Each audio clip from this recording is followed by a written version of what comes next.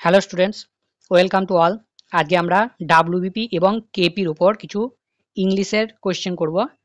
তো আজকের প্রথম প্রশ্ন কি রয়েছে, ফার্স্টেই দিয়েছে কারেক্ট স্পেলিং, সঠিক বানান কোনটা সেটা তোমাদেরকে বার করতে হবে। চারটে অপশান রয়েছে দেখো। তো কলোনেল, কলোনেল হচ্ছে যে আর্মির একটা র্যাঙ্ক, আর্মির যে নানা রকম পদে নানা রকম র্যাঙ্ক থাকে তার মধ্যে একটা র্যাঙ্ক হচ্ছে কলোনেল। তো রাইট স্পেলিং কি হবে? রাইট স্পেলিং হচ্ছে COLONEL।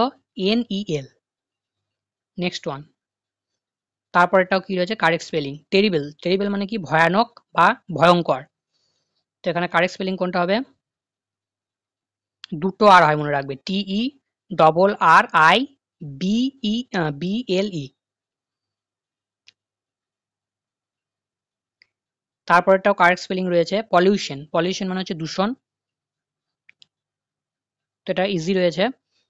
রাইট আনসার হচ্ছে অপশন এ, POLLUTION।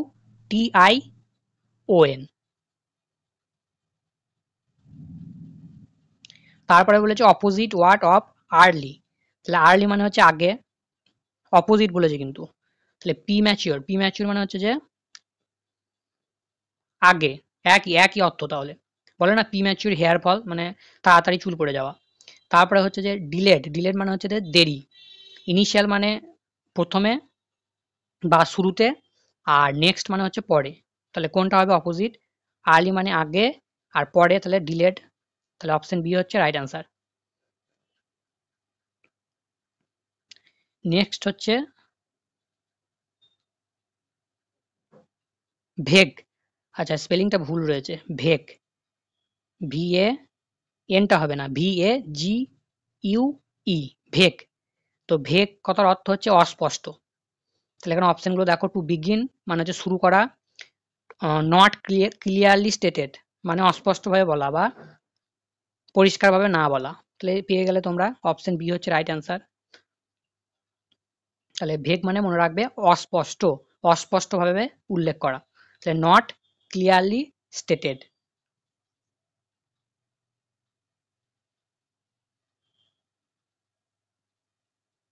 তারপরে বলেছে C was waiting dash the bus one in at for. তাহলে ওয়েটিং কি হয়? ওয়েটিং ফর, বাসের জন্য অপেক্ষা করছিল। তাহলে ওয়েটিং ফর। নেক্সট কি বলেছে? সিনোনিম, একই অর্থ বার করতে হবে। অফুল, তাহলে অফুল মানে কি? ভয়ানক। তাহলে এখানে অপশনগুলো কি রয়েছে? হরিবল মানে হচ্ছে ভয়ানক, জয়ফুল, চেয়ারফুল এগুলো হচ্ছে আনন্দজনক শব্দ, আর হচ্ছে পিসফুল মানে শান্তিভাবে।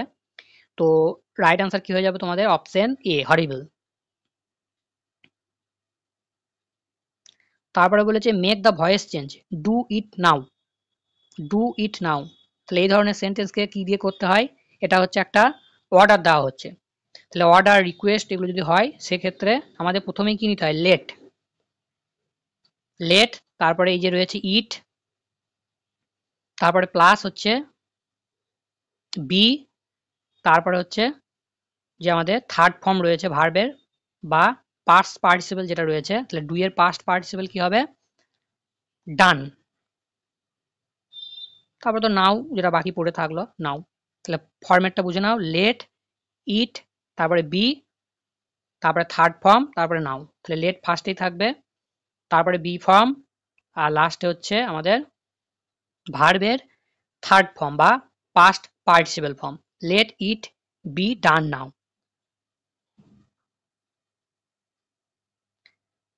তারপরেরটা করো, অপুলেন্ট। অপুলেন্টের হচ্ছে সিনোনিম করতে বলেছে, মানে একই অর্থ বার করতে হবে।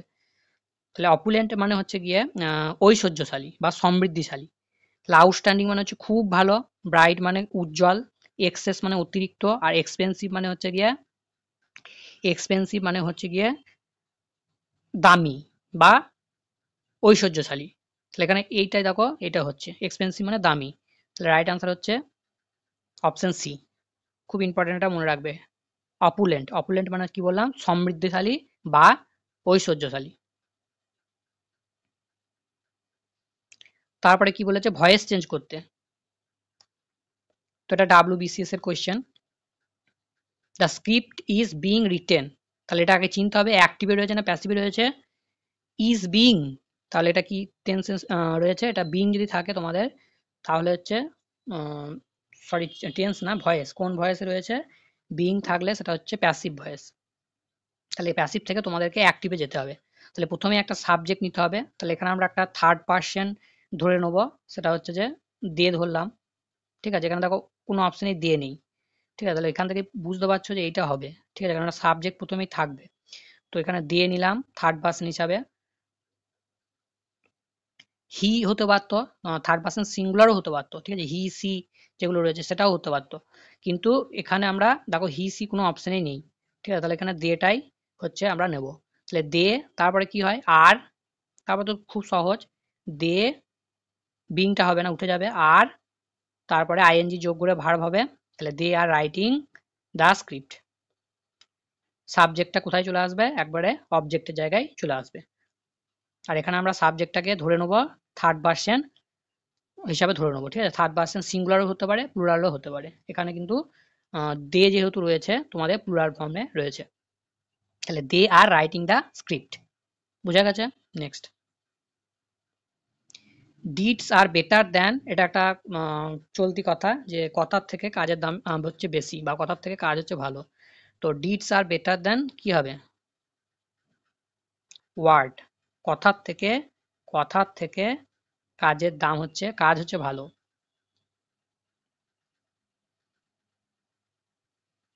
নেক্সট বলেছে যে appropriate preposition. Our school is closed dash Sunday. তাহলে ডেট থাকলে কি হয়? তার আগে ডেট থাকলে অলওয়েজ কি হয়? অন, অন সানডে কিংবা অন 11 আগস্ট। ঠিক আছে, তাহলে ডেট থাকলে সামনে কি হবে? অন। রাইট অ্যান্সার হয়ে যাচ্ছে অপশন ডি।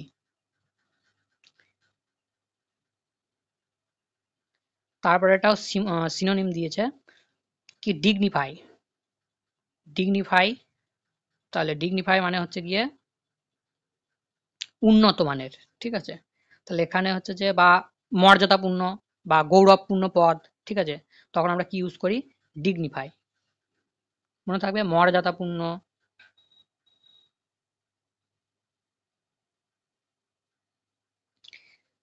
তাহলে এখানে ফাস্ট, ফাস্ট মানে কি?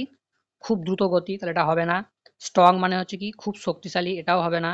ক্রাউজ মানে হচ্ছে যে সাহস বা উৎসাহ, এটাও হবে না। তাহলে রাইট অ্যান্সার হয়ে যাবে তোমাদের এলিগেন্ট। এলিগেন্ট মানে হচ্ছে যে খুব সমৃদ্ধ মানের কিংবা মর্যাদাপূর্ণ পদ। তো এখানে রাইট অ্যান্সার হচ্ছে যে অপশন সি, এলিগেন্ট। এ ডার্ম্যাটোলজি। তাহলে ডার্ম্যাটোলজি কাদের বলে? ব্লাডের সঙ্গে যারা ডিল করে, লিভার, স্কিন না স্পাইন, যারা স্কিনের ডাক্তার হয় তাদেরকে বলে।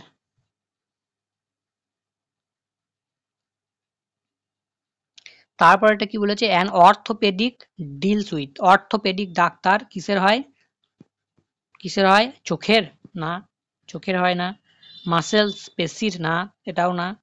তারপর হচ্ছে ব্রেন, এটাও না। বোনস মানে হাড়ের ডাক্তার, যারা হাড়ের ডাক্তার হয় তাদেরকে কি বলে? অর্থোপেডিক। তাহলে আজকে তোমাদের 15টা এমসিকিউ আমি ইংলিশের ওপর করালাম। ক্লাসগুলো দেখতে থাকো তোমরা।